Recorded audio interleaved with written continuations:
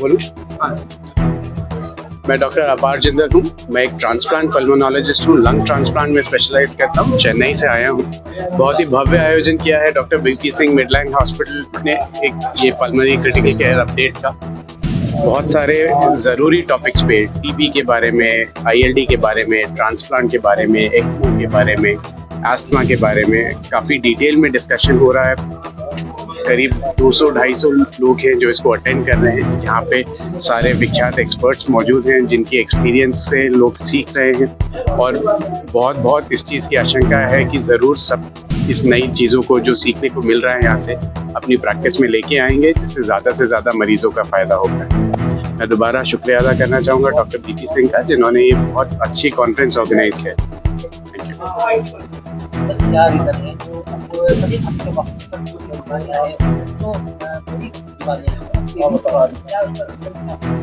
देखिए, बहुत सारे कारण हैं। एक हमारा जो एनवायरनमेंट है, एटमॉस्फेयर है, वो खराब होता चला जा रहा है। प्रदूषण इतना ज़्यादा बढ़ता चला जा रहा है। और सिर्फ हम धुएं के बारे में बात नहीं करेंगे, बहुत सारे केमिकल एक्सपोजर है, बहुत सारे गैसेस हैं जो कि हमारी हवा को दूषित करते जा रहे हैं। इसके अलावा लोगों के लाइफस्टाइल में बहुत बदलाव आता जा रहा है। एक्सरसाइज लोग नहीं करते हैं। अच्छी तरह से सांस की एक्सरसाइज करना लंग्स को हेल्दी रखने के लिए बहुत ज़रूरी है। हमारे डाइट में, खान पान में बहुत तेज़ी से बदलाव आता जा रहा है। प्रोसेस्ड फूड्स जो कि शरीर के लिए हानिकारक हैं, इनके ऊपर बहुत ज़्यादा डिपेंडेंस बढ़ती जा रही है। इसके अलावा स्मोकिंग, ना कि केवल तंबाकू और सिगरेट की स्मोकिंग, चाहे तंबाकू को किसी भी फॉर्म में सेवन किया जाए, चाहे वो गुटखा है या चबाने वाला तंबाकू है, ये हर तरह से लंग्स के लिए नुकसानदायक है, फेफड़े के लिए नुकसानदायक है। इसके अलावा हम ये भी देख रहे हैं कि बहुत सारी नई तरीके की बीमारियां जैसे आईएलडी है, जिसमें लंग्स में फाइब्रोसिस डेवलप होता है, आज बहुत तेज़ी से बढ़ने लगी है। हमारी जीन पूल में भी कुछ बदलाव आने लगा है और जहाँ तक है हमारा खाना, रहन सहन, ये भी इस चीज़ के लिए जिम्मेदार है। ये बताइए, कोविड के बाद से जो बीमारियां नई बढ़ती चली जा रही है, क्या कारण है? मैं इसे थोड़ा सा बदलना चाहूँगा। ऐसा नहीं है कि कोविड के बाद से बीमारियां नहीं आ रही हैं, बट कोविड के बाद से हम बीमारियों में बदलाव देख रहे हैं। स्पेशली जिन लोगों को सिवियर कोविड इन्फेक्शन हुआ था, उनमें हम देख रहे हैं कि चाहे वो हृदय रोग हो, चाहे ब्लड से संबंधित बीमारियां हो या लंग्स से संबंधित, ज़्यादातर लंग्स से संबंधित जो बीमारियां हैं, ये काफ़ी तेज़ी से बढ़ने लगी। तो क्रॉनिक लंग डिजीज जिसको कहा जाता है, यानी कि लाइलाज बीमारियां लंग की जो दवाइयों से ठीक नहीं होती हैं, सिर्फ कंट्रोल होती हैं। पहले ये बीमारियां जो 5 से 10 साल में बढ़ के लंग्स को डैमेज करती थी, अब हम देख रहे हैं कि कोविड ग्रस्त मरीजों को ये 2 से 4 साल में लंग्स पे काफ़ी डैमेज प्रोड्यूस करती है। यही कारण है कि क्यों लंग ट्रांसप्लांट के केसेस भी काफ़ी ज़्यादा बढ़ते जा रहे हैं। इसके बारे में ये क्या कहेंगे, जो अभी नई जो अटैक पड़ रहे हैं बच्चों के लिए, बच्चों तक के लिए अटैक आ रहे हैं, उसको क्या लंग्स के मारे या? हाँ, इसमें दोनों ही चीज़ें हैं। लंग्स और हार्ट दोनों ही तरह से इन्वॉल्व हैं। जैसा कि मैंने बताया कि हमारा लाइफस्टाइल बहुत चेंज होता जा रहा है। सेडेंटरी लाइफस्टाइल, यानी कि बैठे बैठे काम करते रहना, स्क्रीन टाइम इंक्रीज हो जाना, रेगुलर एक्सरसाइज नहीं होना और एक पूरी तरह से डाइट जो है, हेल्दी डाइट ना रहना, इसके पीछे बहुत बड़ा कारण है। तो आप और कोई ऐसी नई बीमारी आ रही है, अभी तेजी से फैल रही है, उसके बारे में क्या? ये भी एक नए तरीके का वायरस है। लोग कह रहे हैं कि ये भी एक और चाइनीज वायरस है। इसके बारे में डिटेल्स आना तो अभी बाकी है, लेकिन ये भी कोविड की तरह ही तेजी से फैलता हुआ एक वायरस है। हालांकि इसमें जानलेवा केसेस कम है। ये भी एक निमोनिया, एक फ्लू की तरह से ही लोगों को ग्रस्त कर रहा है। ज़्यादातर लोगों को इसमें सर्दी, खांसी, जुकाम, बुखार ही हो रहा है, बट हाँ, कुछ केसेस इसमें भी देखने को मिल रहे हैं जिसमें निमोनिया बन रहा है। अभी इंडिया में ज़्यादातर नहीं फैला है। साउथ की तरफ से रिपोर्ट्स आने शुरू हुए हैं, केरला से, कि थोड़ा बहुत जो ज़्यादा नंबर है, बट कोशिश यही है कि अगर हम जिस तरह से हमने कोविड में प्रिकॉशंस लिए थे कि अगर हम मास्क पहने, हाथों को बार बार धोएं, साफ रखें, तो इसको फैलने से रोका जा सकता है। तो कोविड से ज़्यादा इसका खतरनाक है ये कहना अभी तो बहुत मुश्किल है। इसके बारे में और डेटा आना बाकी है।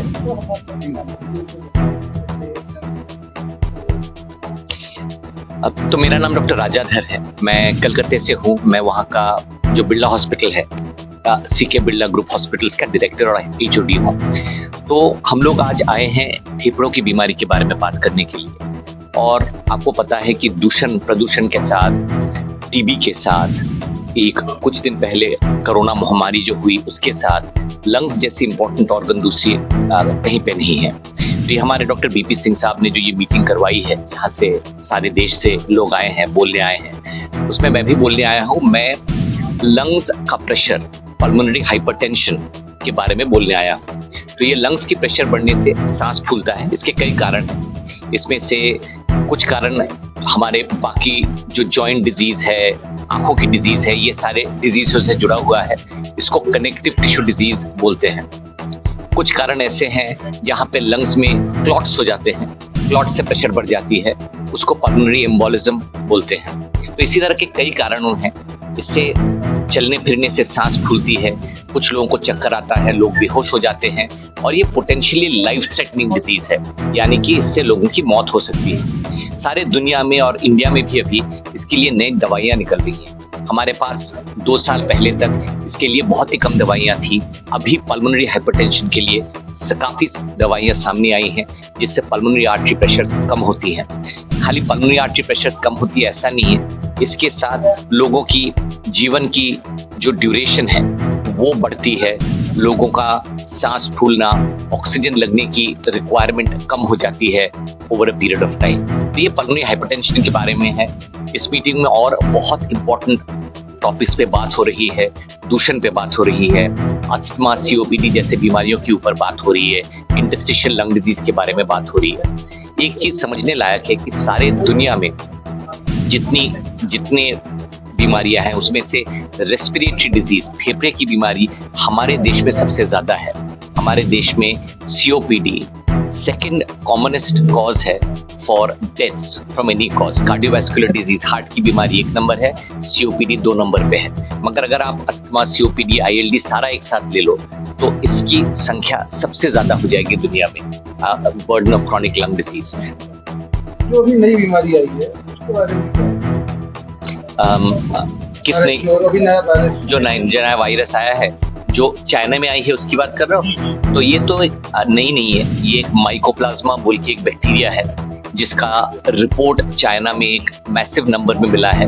तो माइकोप्लाज्मा हमको आशा बहुत ज्यादा है कि ये कोरोना की तरह नहीं होगा, क्योंकि ये बैक्टीरिया जैसे मैंने कहा बहुत दिनों से है, ऐसा नहीं है कि ये नया है, ये बहुत दिनों से है। महामारी या अतिमारी कभी नहीं हुई है इसके पहले, मगर हमारे जो एम्स वाली 6 केसेस की रिपोर्ट है वो भी कोई एपिडेमिक या पैंडेमिक जैसा नहीं लग रहा है। तो मेरे ख्याल से ये एपिडेमिक या पैंडेमिक तो बिल्कुल नहीं होगा, मगर इस तरह के वायरसेस, इस तरह के बैक्टीरिया आते रहेंगे। और ये जरूरी है कि हम लोग सरकार की तरफ से, डॉक्टरों की तरफ से हम लोग सचेत रहें। हमको हमारी जो तैयारी है, ऑक्सीजन, हॉस्पिटल बेड्स, ये सारी चीजें अच्छी तरह रहें। और हम लोग पब्लिक को बोलते हैं कि ये जो पर्सनल प्रोटेक्शन इक्विपमेंट है, मास्क है, हाथ धोना है, हाथ साफ करना है, ये सारी चीजें जो है ये पहले की तरह ही चलना चाहिए, वो बंद बिल्कुल नहीं होनी चाहिए।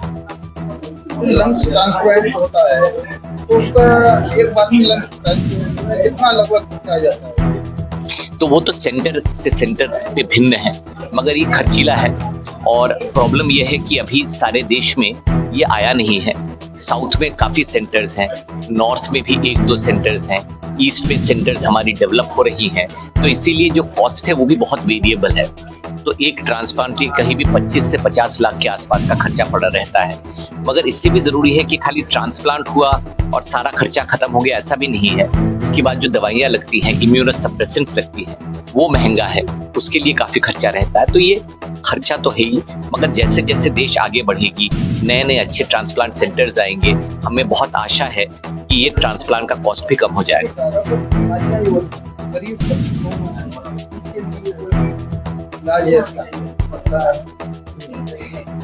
तो हमारे जो सरकारी अस्पताल हैं वो तो धीरे धीरे बलिष्ठ हो रहे हैं, वहां से दवाइयां मिल रही हैं।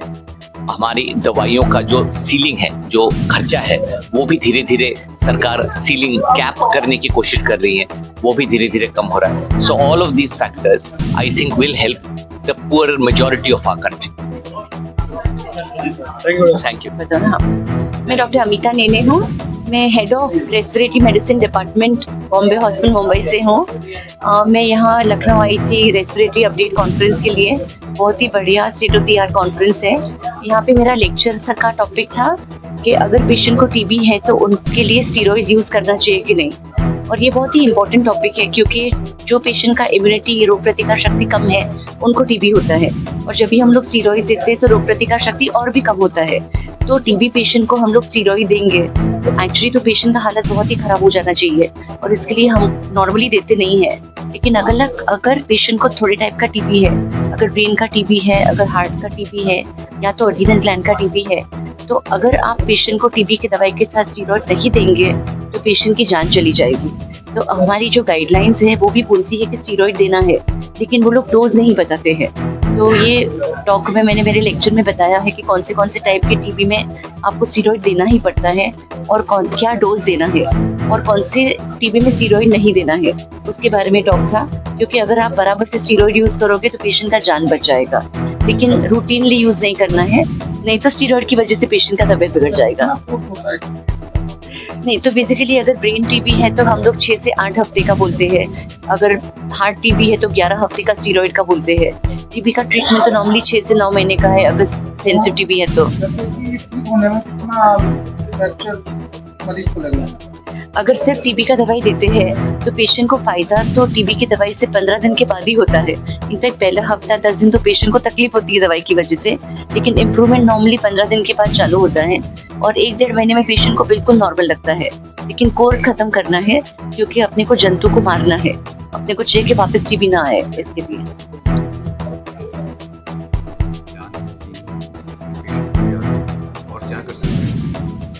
जो नई एडवांसेस हुई, मैं यहाँ पे सिर्फ निमोनिया के बारे में बोलने आया हूँ, जो सीवियर कम्युनिटी एक्वायर्ड निमोनिया जो निमोनिया लोगों को घर पे होता है, कम्युनिटी में होता है, एज कम्पेयर टू जो निमोनिया हम कहते हैं हॉस्पिटल में होता है, जिसको हम हॉस्पिटल एक्वायर्ड निमोनिया। ये देखा गया है कि निमोनिया अभी भी काफ़ी कॉमन है, बैक्टीरिया के कारण भी हो सकता है, वायरस के कारण भी हो सकता है। कोविड के कारण भी निमोनिया ही हुआ था, जिसके कारण लोगों को ऑक्सीजन की कमी हुई और कई लोगों की डेथ्स भी हुई। इसी हिसाब से बैक्टीरिया के कारण भी निमोनिया हो जाता है। तो मौसम बदलता है, सर्दियों के मौसम में ज़्यादा सीवियर हो सकता है, और ये देखा गया कि और लग सकता है 30 से 40% लोगों को जो कम्युनिटी एक्वायर्ड निमोनिया वो सीवियर भी हो सकता है, और 5 से 10% ऐसे लोग हैं जो आईसीयू में भी पहुंच सकते हैं। इंडिया में टीबी का मरीज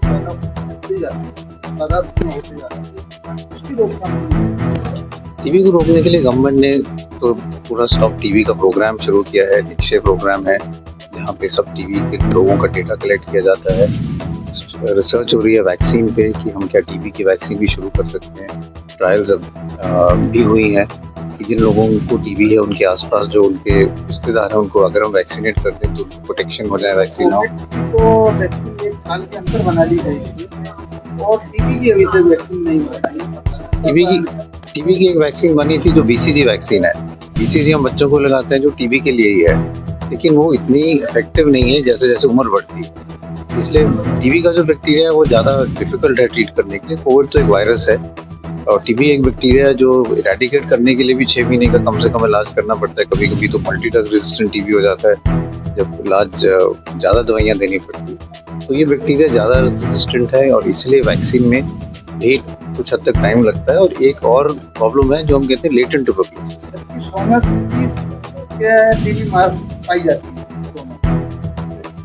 टीबी जो है अगर हम देखें तो ज़्यादातर कई लोगों में लेटेंट टीबी होती है। मतलब अगर आप अपना टेस्ट कराओगे तो आप में टीबी के कीटाणु होंगे, लेकिन अगर आपकी इम्यूनिटी ठीक रही तो वो टीबी के कीटाणु आपके साथ ही आपकी डेथ के साथ खत्म हो जाएंगे। लेकिन अगर इम्यूनिटी कम हुई या जैसे HIV पॉजिटिव पेशेंट तो उनमें रीएक्टिवेशन हो जाता है और टीबी फिर एकदम बढ़ के फैल जाती है। तो इसलिए उसको ट्रीट करना इसलिए मुश्किल होता है कि वो जो बैक्टीरिया है वो आपके हमारे सेल के अंदर छिपा रहता है और उसको इरेडिकेट करना और मुश्किल होता है। बेसिकली ये जो है 15th रेस्पिरेटरी किट की केयर अपडेट सूर्या फाउंडेशन और Midland health care research centre महानगर लखनऊ ने ऑर्गेनाइज किया। इसका उद्देश्य रेस्पिरेटरी और क्रिटिकल केयर दोनों ग्रुप की बीमारियों के बारे में जानकारी पहुंचाना और जो लेटेस्ट एडवांसमेंट है ताकि उसको आम डॉक्टर तक पहुंचाया जा सके और स्पेशलिस्ट डॉक्टर जो यंग बडिंग डॉक्टर्स हैं वो भी जाने कि क्या नया टेक्नोलॉजी आ गया है जिसके इस्तेमाल से हम अपने मरीजों की जिंदगी और बेहतर बना सकते हैं और क्वालिटी ऑफ लाइफ इम्प्रूव कर सकते हैं। इसमें जो मुख्य टॉपिक हैं जैसे कि अभी बात कर रहे थे कि इसमें जैसे कि सीटी स्कैन का नया उपयोग कैसे कर सकते हैं, नया एडवांसमेंट क्या है, लंग अल्ट्रासाउंड के बारे में बात की। इक्मो एक नई विधा आ रही है, एक्स्ट्रा कार्पोरियल मेम्ब्रेन ऑक्सीजनेशन। जिन मरीजों में वेंटिलेटर से भी ऑक्सीजन पूरा नहीं पड़ता, उनको बाहर से इक्मो एक मशीन है, उसके द्वारा इस्तेमाल करके उसकी जान बचाई जा सकती है। और बहुत सारे मरीजों को जो लंग ट्रांसप्लांट की जरूरत है, उनके लिए भी इक्मो एक ब्रिज की तरह काम करता है। और अभी लंग ट्रांसप्लांट बहुत सारे मरीजों में एक अंतिम विकल्प के रूप में उभर कर आया है। उसके बारे में भी हम लोगों ने चर्चा की है, जिससे कि हम बता सके कि बहुत सारी बीमारियों में मरीजों का जीवन बचाया जा सकता है और नई जिंदगी दी जा सकती है। साथ में जो कुछ और बीमारियां हैं, जैसे इंटरस्टिशियल लंग डिजीज एक नया ग्रुप है बीमारियों का, जो काफी तेजी से बढ़ा है इधर निकट के समय में, और इसका अभी कोई बहुत पुख्ता इलाज नहीं है। उसकी में जो नई जानकारी है, जो नया इलाज संभावित है, उसके बारे में भी हम लोग बात कर रहे हैं।